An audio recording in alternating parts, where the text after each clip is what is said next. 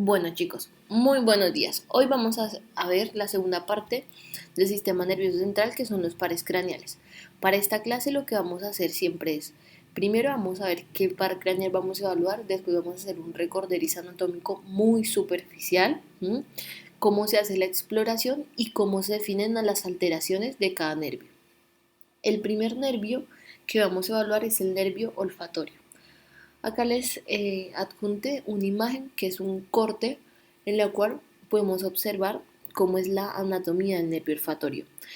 Tenemos neuronas que están ubicadas en ¿dónde? En los cornetes superiores y en el piso de la cavidad nasal, que fundamentalmente estas neuronas tienen dos prolongaciones, y la prolongación periférica es amielínica y es la que tiene la capacidad de pasar la lámina del etmoides y me va a permitir hacer lo que es el bulbo olfatorio. Y por medio del bulbo olfatorio va a ir hacia donde? Al sistema nervioso central. ¿Mm? Eso por un lado, como un recorderis anatómico. Ahora, ¿cómo se realiza la exploración de este nervio? Vamos a tener que tener como herramientas fundamentales la presencia de diferentes tipos de esencia. Llámese esencias como vainilla, chocolate, café. Y lo que le vamos a pedir al paciente es que vamos a evaluar primero cada cavidad nasal por separado. Le vamos a decir al paciente que se tape una cavidad nasal y que con los ojos cerrados, porque le cerramos los ojos, le vamos a decir si siente o no la presencia de olor. Esa es la primera pregunta. Le pasamos la esencia por la cavidad nasal y le decimos que huela. Si la primera pregunta es esa. Entonces, después, una vez que lo huele, le preguntamos si es un olor agradable o desagradable. Y una vez preguntada esta segunda pregunta, vamos con la tercera, la cual es si puede representar, sabe qué es este tipo de esencia. Porque capaz el paciente te dice, siento la presencia de una esencia, es agradable, pero no te puedo decir qué es.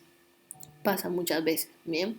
O te dice, siento la presencia de que estoy oliendo algo, pero es desagradable cuando le estamos pasando una esencia de café. ¿Por qué? Porque este tipo de exploración te va a permitir definir las alteraciones. Tenemos que se define anosmia como la ausencia de la olfacción independientemente de la intensidad del estímulo. O sea, el paciente no percibe absolutamente nada, por más de que le pongamos un kilo de café. Después tenemos hiposmia, es cuando el paciente tiene la olfacción pero necesita muchísimo estímulo. Y esto ocurre cuando tenemos una elevación del umbral olfatorio.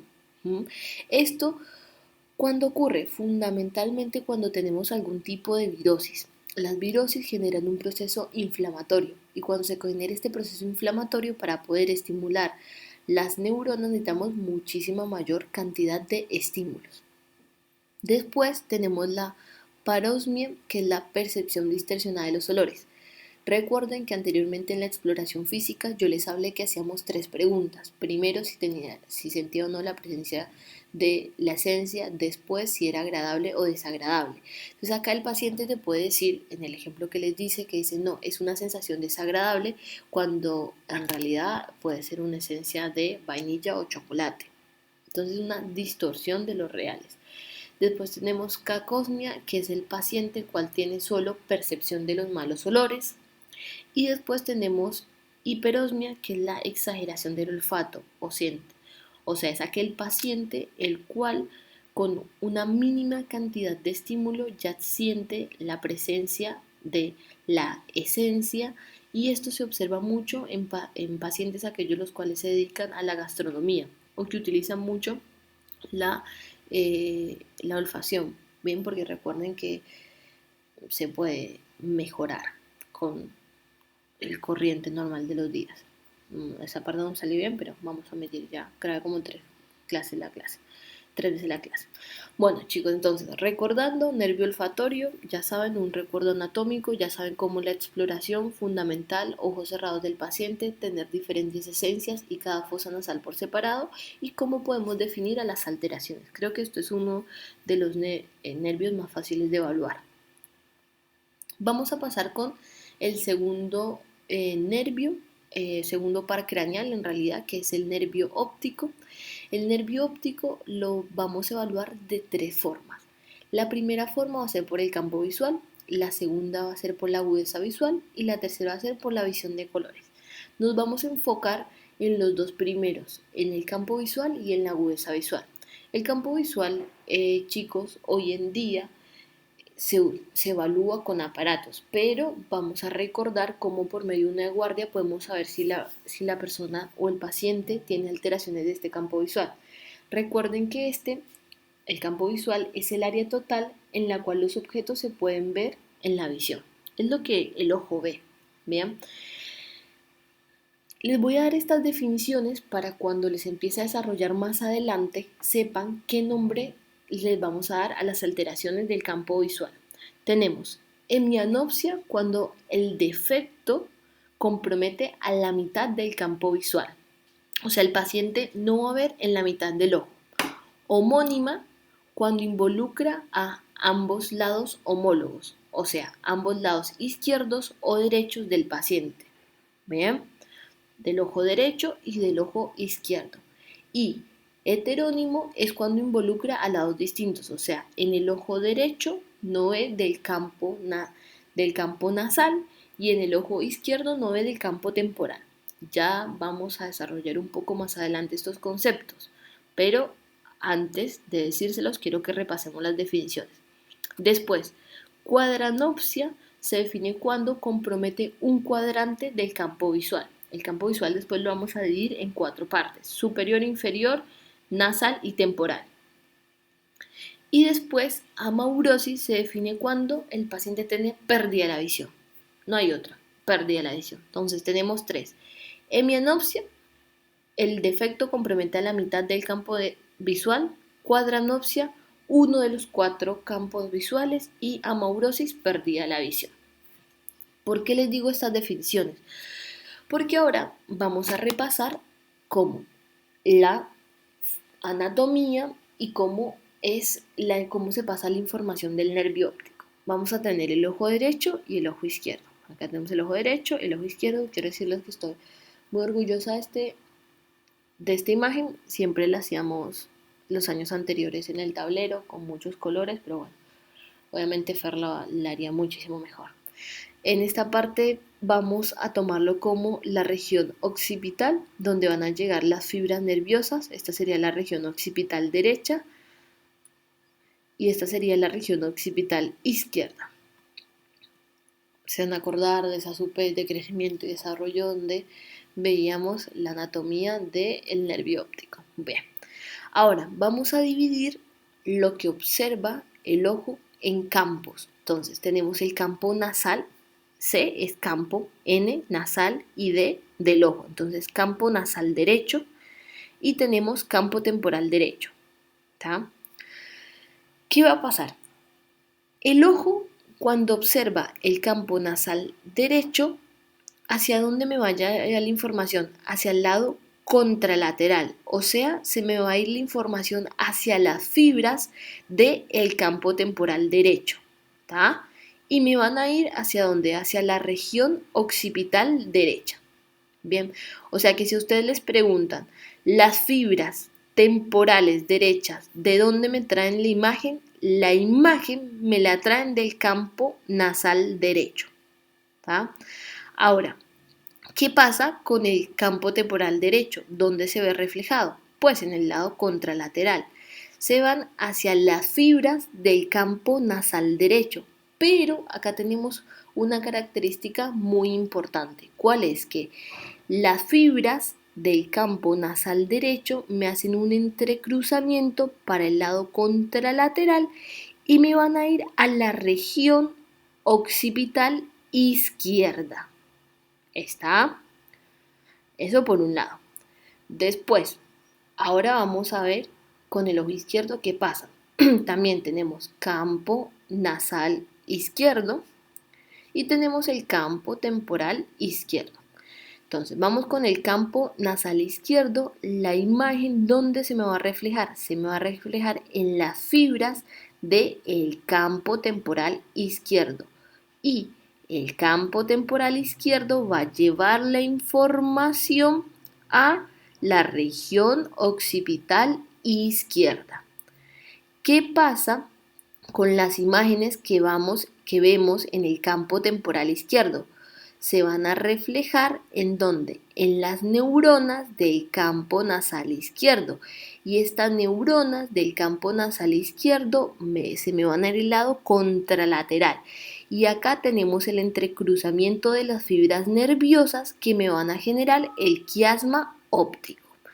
Recuerden que también en este entrecruzamiento no solo es que pasa del lado derecho al izquierdo, sino también del lado superior e inferior. Las fibras superiores tienen la imagen de el campo nasal inferior y las fibras que están en la parte del quiasma inferior tienen la imagen del campo donde superior.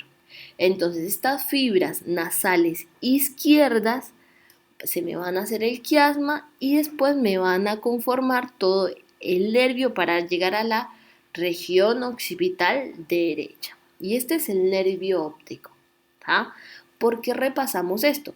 Porque cuando el paciente te venga con alteraciones en el campo visual, tenemos que saber qué parte está afectada del nervio óptico. ¿Cómo hacemos la exploración de este paciente? Primero, nos ponemos a una distancia equidistante. Lo que yo utilizo es, me pongo a una distancia de extiendo mi brazo y se lo pongo en el hombro. Bien, siempre a la misma altura.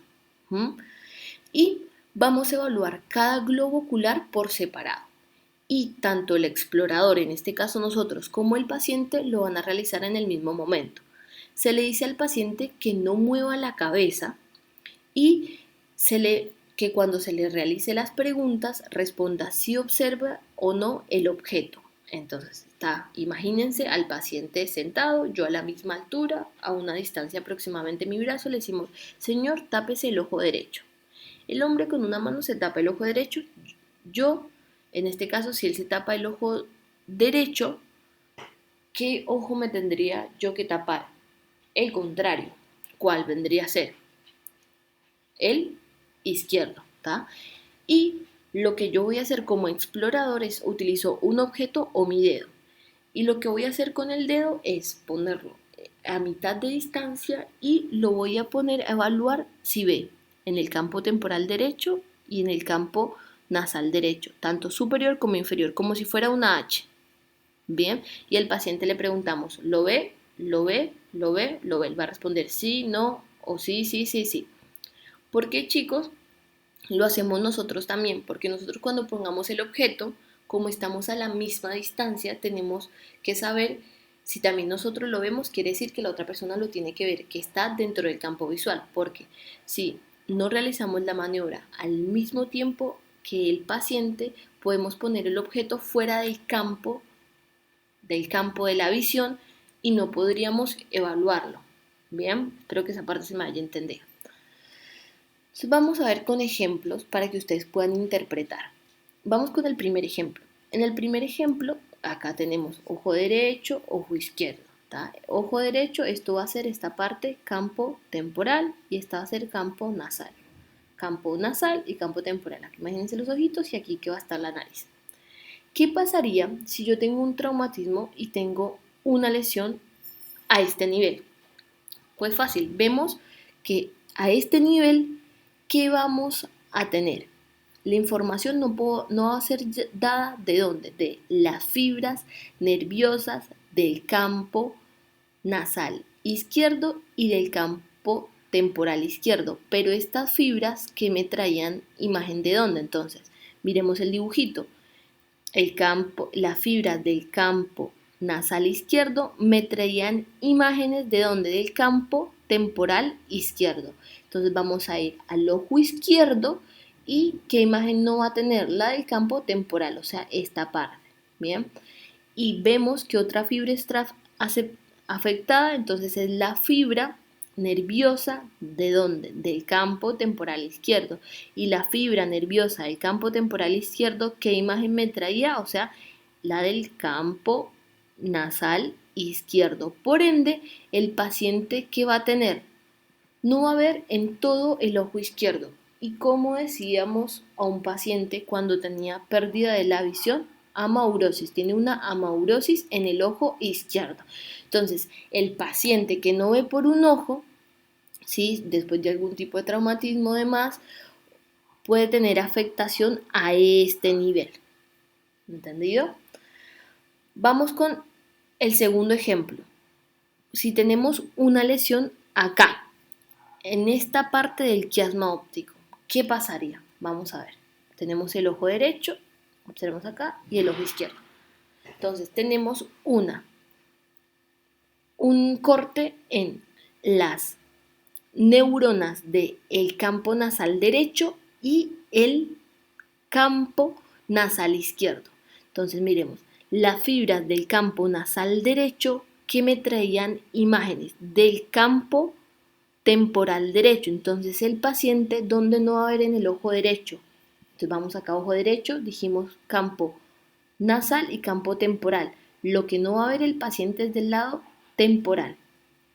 ¿Vieron? Entonces vamos a tener afectado el campo temporal derecho.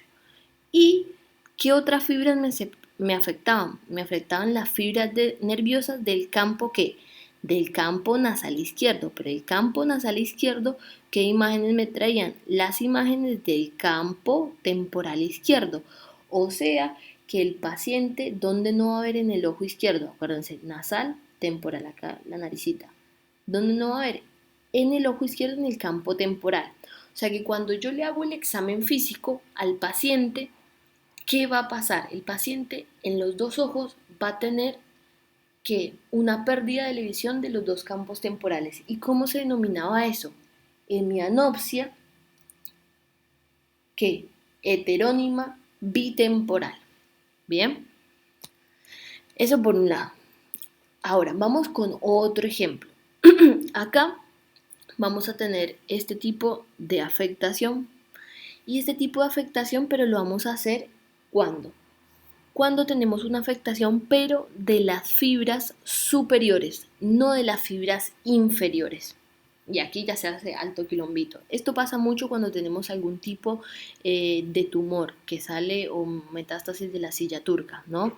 Entonces acá, porque, pero vamos a hacerlo razonando, que por eso se los expliqué anteriormente. Dijimos superior. Acuérdense que las fibras superiores en el quiasma óptico traen información de dónde? Del campo inferior.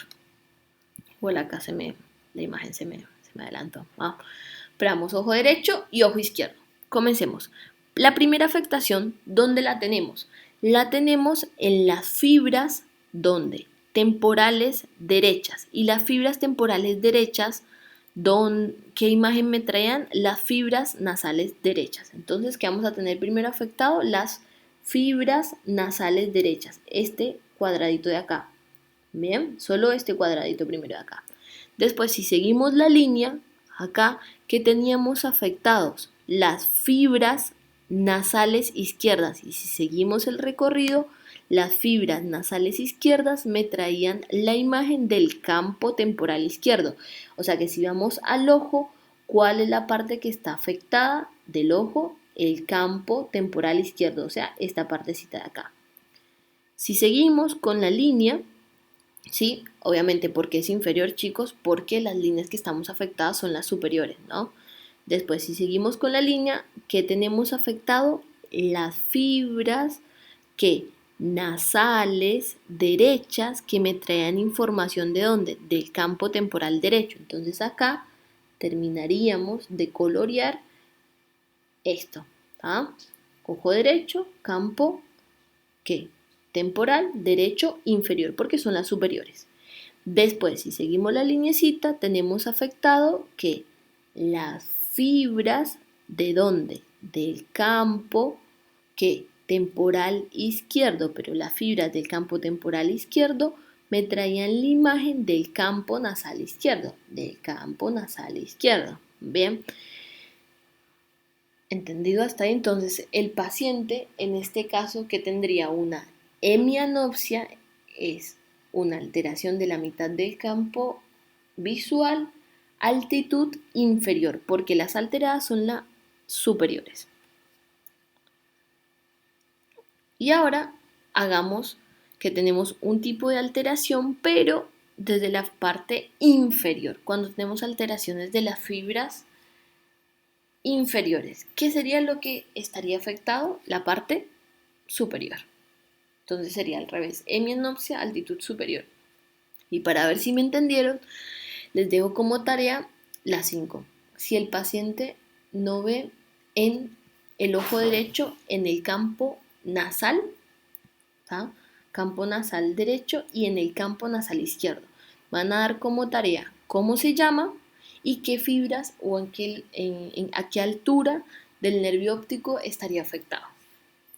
Entonces, así es como nosotros podemos interpretar cuando en el examen físico el paciente tiene una alteración en el campo visual, en qué parte está la alteración del nervio óptico. Bueno, después otro parámetro muy importante en el cual vamos a evaluar del nervio óptico es sobre la agudeza visual.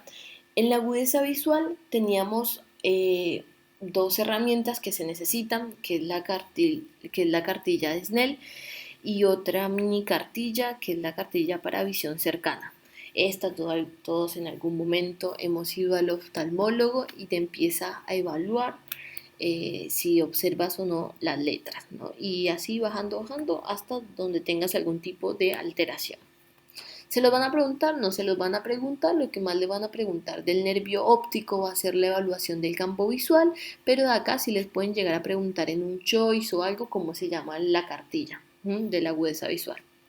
Nada más que eso.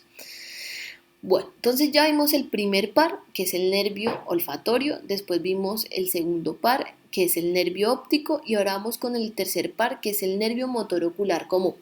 Para también poder evaluar el nervio motor ocular común tenemos que repasar un poco la anatomía del globo ocular sobre los músculos. Entonces el nervio motor ocular común se caracterizaba por la inervación de bastantes músculos. Dentro de estos teníamos el recto superior, también tenemos el recto externo, también tenemos el recto inferior y también tenemos el oblicuo menor. ¿Sí? Y yo acá, chicos, me equivoqué. No es recto externo, es recto interno. Bien, esto recto interno. Y todas las otras diapositivas de más saben que acá va a decir recto interno. Y acá después teníamos también en el globo ocular otro que era el nervio patético que me va a inervar al oblicuo mayor, y teníamos al nervio motor ocular externo que me iba a inervar ¿qué? Al recto externo. Entonces acá, chicos, me equivoqué entre que lo puse acá y acá. Esto es externo y esto es interno. ¿Vamos? Para que lo sepan. Bueno, estos tres nervios los vamos a evaluar en el mismo momento.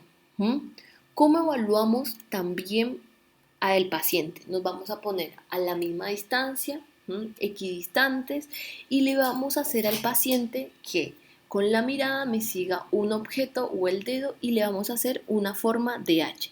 ¿Por qué? Porque en una forma de H, miren el pulsor que tengo. Si le hacemos que mire para la derecha o mire para la izquierda, lo que llamo superior o inferior, y otra vez superior o inferior, ¿sí? Derecha o izquierda, vamos a observar si los músculos, si el globo ocular se puede mover, es porque los músculos están bien inervados, y cuando tiene alteración de algún movimiento, podemos razonar cuál es el nervio que está afectado. Lo vamos a hablar, ¿no? Para eso tenemos que recordar qué pasa con cada músculo. El recto superior hacia donde... y el constrictor de la pupila. El recto superior hacia donde me lleva el globo ocular. Hacia arriba. ¿Tá? El recto inferior hacia donde me lleva el globo ocular. Hacia abajo. Bien. El recto interno hacia donde me lleva el globo ocular, como la flechita, hacia adentro. Y hacia adentro lo vamos a llamar como aducción. Bien. Después vamos a tener que el oblicuo menor, ¿qué me va a permitir? Me va a permitir la elevación y la rotación externa del globo ocular. Después vamos con el patético. ¿Hacia dónde me va a permitir que se mueva el globo ocular? Hacia abajo y rotación interna. ¿Estamos? Abajo y rotación interna. Y después el recto externo, ¿hacia dónde? Igual que la flechita hacia afuera. Y afuera se va a llamar abducción. Les puse esto porque muchas veces en los choice les preguntan ¿cuál es la abducción o aducción? Y muchas veces se confunden. Bien, abducción afuera, aducción adentro. Igual lo vamos a estar repasando a lo largo de la clase, así no se les olvida. Y bueno, algo que me faltó decirles en la primera parte es que el nervio motor ocular común, tenemos una parte del sistema nervioso autónomo que me permite la miosis de la pupila, constrictor de la pupila. Bien, cuando veamos pupila vamos a ver los diámetros normales, que miosis cuando tenemos un diámetro de 2 milímetros, midriasis de 4 milímetros, y cuando veamos los reflejos, pero eso lo vamos a ver más adelante. Entonces, para nosotros poder evaluar el nervio motor ocular común, el nervio patético y el nervio motor ocular externo, tenemos que repasar un poco la anatomía de cuáles son los músculos y más que todo de cuáles son los músculos, por qué nervios están inervados y cuáles son los movimientos que le permiten al globo ocular. Y vamos a comenzar con ejemplos. ¿Qué pasaría si tenemos una parálisis del nervio motor ocular común? Recuerden también que el nervio motor ocular común me inerva al párpado superior. Repasemos. ¿Qué era lo que me inervaba el nervio motor ocular común? El recto superior, el recto externo, el oblicuo menor, el recto inferior. Bien, el recto superior, ¿hacia dónde me llevaba el globo ocular? Hacia arriba. No va a poder ir hacia arriba. El recto interno, ¿hacia dónde me llevaba el globo ocular? Hacia adentro. Bien, el oblicuo menor, que me permitía que el globo ocular se me elevara y me hiciera una rotación externa. Bien, y el recto inferior, que me permitía que el globo ocular hacia dónde se moviera, hacia abajo. No va a poder hacer todos esos movimientos. Entonces, ¿cuáles son los únicos músculos que el globo ocular tiene? Vamos a tener la inervación del patético, que es del oblicuo mayor, que el oblicuo mayor hacia dónde me iba a llevar al ojo, hacia abajo, y me permitía que la rotación interna, ¿tá? Y ¿cuál otro era el que me faltaba? El sexto par, que el sexto par era el recto externo. Bien, y el recto externo, ¿hacia dónde me va a llevar el globo ocular? Hacia afuera. Entonces el paciente, cuando le hacemos el examen físico, ¿cómo va a tener el globo ocular? Dijimos primero que también me inervaba al párpado superior, entonces va a tener una ptosis palpebral, que es que el párpado va a estar cerrado, y desviación del globo ocular, ¿hacia dónde? Hacia abajo, acuérdense, oblicuo mayor, y ¿hacia dónde más? Hacia afuera, por el recto externo, ¿tá? Junto con ausencia de los reflejos pupulares. Recuerden que hay una parte del sistema nervioso autónomo que viene del nervio motor ocular común, que les dije que me permitía para la midriasis. Bien, entonces así es como el paciente se me va a representar, con el ojo hacia afuera y hacia abajo. ¿Ven? Y no va a poder realizar todos los otros movimientos. Vamos ahora con el nervio patético. Entonces, recordemos una vez más. El nervio patético que me inervaba, el oblicuo mayor. Y el oblicuo mayor, hacia donde me movía el globo ocular, hacia abajo, y también me permitía la rotación interna.